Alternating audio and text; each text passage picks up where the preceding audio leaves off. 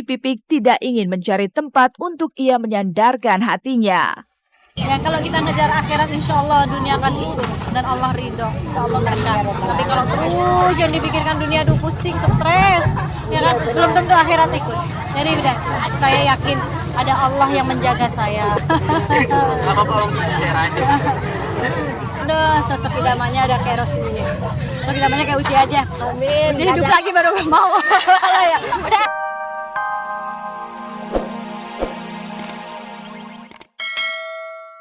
Kerap mencurahkan isi hati pada Umi Pipik.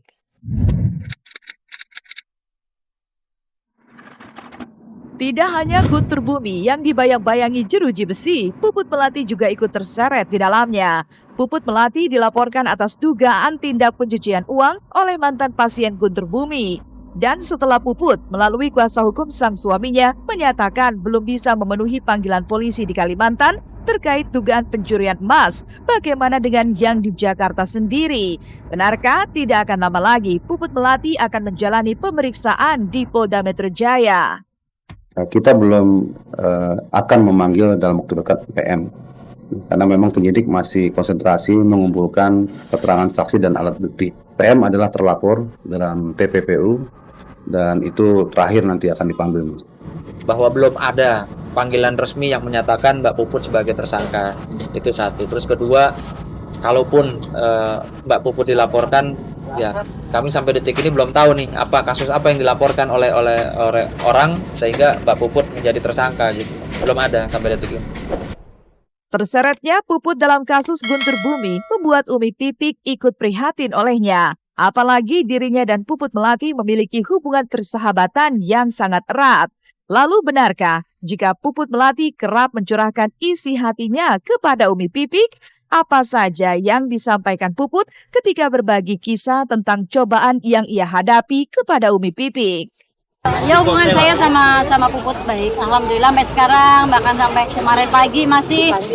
Saya kan orangnya jarang nonton kesini nggak pernah ngikutin berita. Begitu saya nyetel TV kemarin saya melihat berita dia dan akhirnya saya coba bertanya kabarnya Puput dan ya dia baik-baik saja, alhamdulillah dia baik, dia nggak kemana-mana, dia baik, dia yakin bahwa ini semua menjadi ujian dari Allah dan saya terus memberikan support bahwa saat kita diuji, saat kita diberikan ujian sama Allah, kita ini menjadi sebuah besi yang saya berikan dia kekuatan, support yang luar biasa karena saat ini mungkin hanya support dari teman-teman yang mampu menguatkan dia.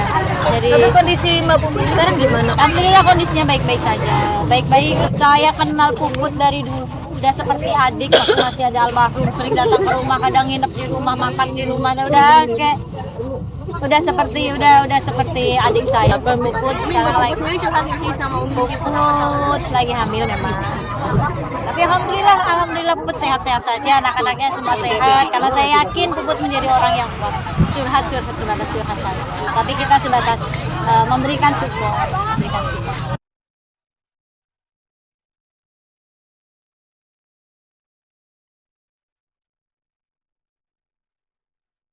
Sebagai sahabat, apalagi yang bisa diberikan Umi Pipik selain doa dan dukungannya? Dan petuah yang diberikan Umi Pipik terhadap Puput Melati terasa wajar ketika istri almarhum UJ itu memang sangat fokus untuk melanjutkan perjuangan sang suami memberi dakwah.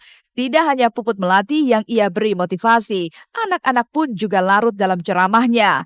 Tapi mengapa Pipik justru lebih senang disebut sebagai motivator daripada ustazah?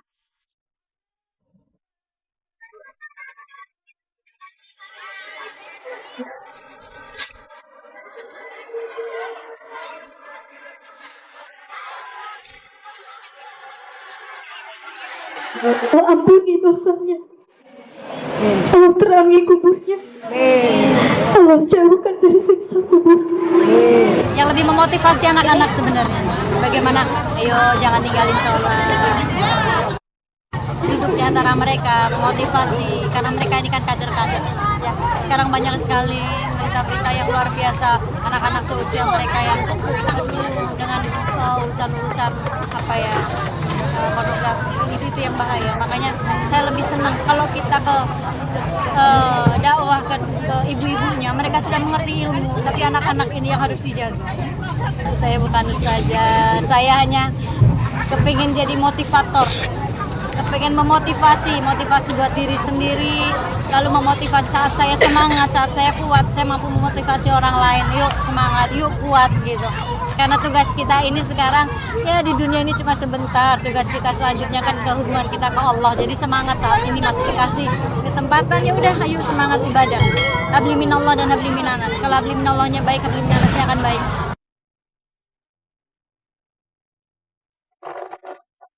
Ketika Umi Pipik telah berbagi motivasi pada banyak orang termasuk Puput Melati, bukan berarti hanya sekedar panggilan nurani. Pipik juga telah mengalami banyak cobaan yang paling pahit yang harus ia lewatkan, yaitu kepergian sang suami tercinta.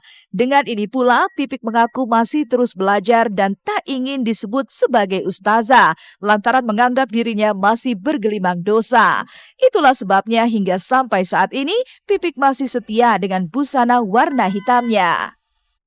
Gak ada yang susah, gak ada yang berat, asal kita membuat semuanya yakin ada Allah.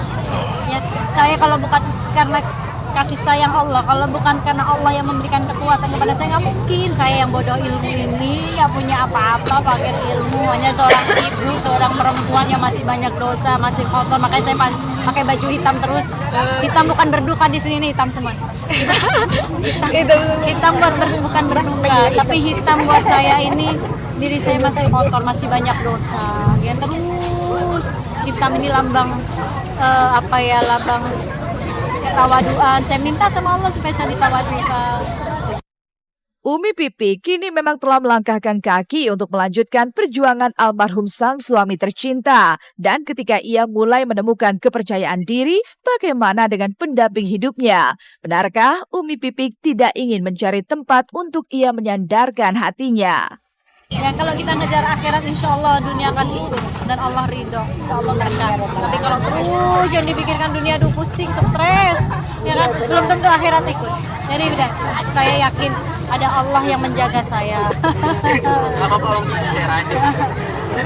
Udah, sosok idamannya ada kayak Rasulullah. Sosok idamannya kayak Uci aja. Amin. Uci hidup lagi baru mau. Ya. Udah.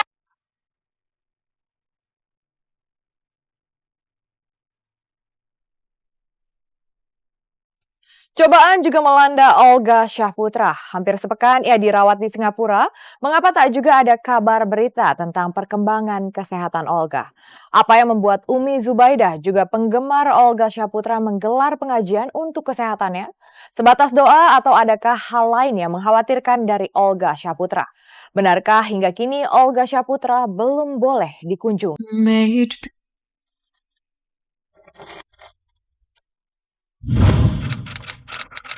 Hampir sepekan Olga Syahputra dirawat di Singapura. Doa untuk kesembuhannya tak berhenti mengalir dari orang-orang yang mencintai komedian dan presenter satu ini. Itulah yang tampak pada pengajian yang digelar Umi Zubaidah Kamis kemarin di kediamannya. Bukan pengajian biasa, pengajian ini dikhususkannya untuk kesembuhan Olga Syahputra. Bahkan di lantunan doa, Umi Zubaidah tak kuasa menahan air mata jika teringat kondisi Olga Syahputra seperti berikut ini.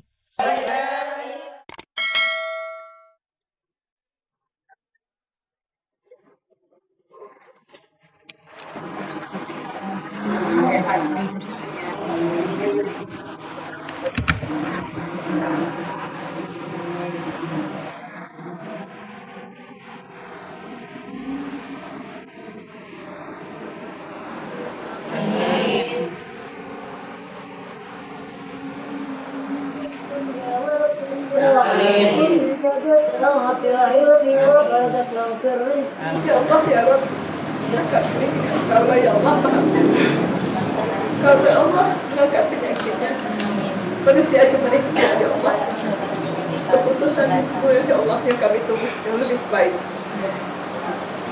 Rabbana atina fid dunya hasanah wa fil akhirati hasanah wa qina adzabannar. Amin.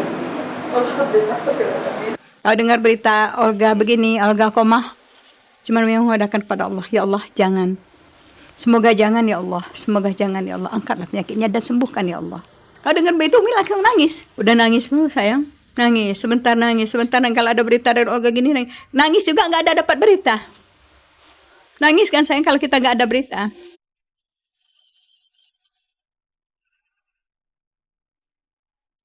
Tidak hanya Umi Zubaida